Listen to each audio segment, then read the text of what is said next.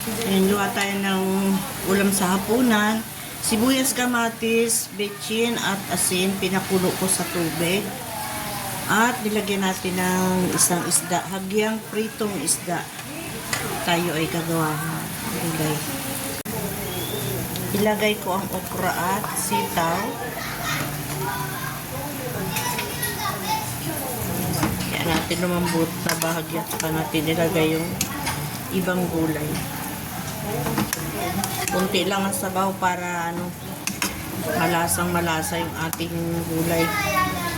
Hindi kailangan marami ang sabaw, sakto lang. Dahil medyo luto na yung ating naunang gulay, lagay na natin ang dahon ng alugbati at talbos kamote. Yan ang ating ulam sa hapunan. Masustansya.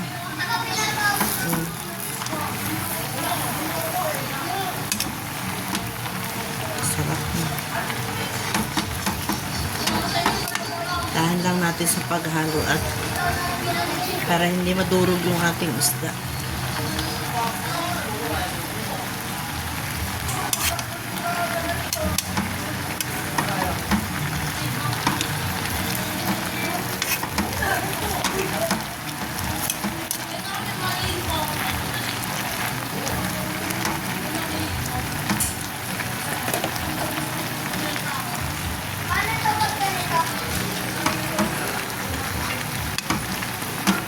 Gilid-gilid lang para hindi madurog yung ating isda.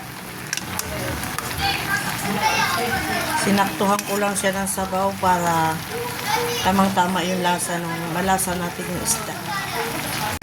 So ayan, luto na ang ating hapunan. Thank you for watching.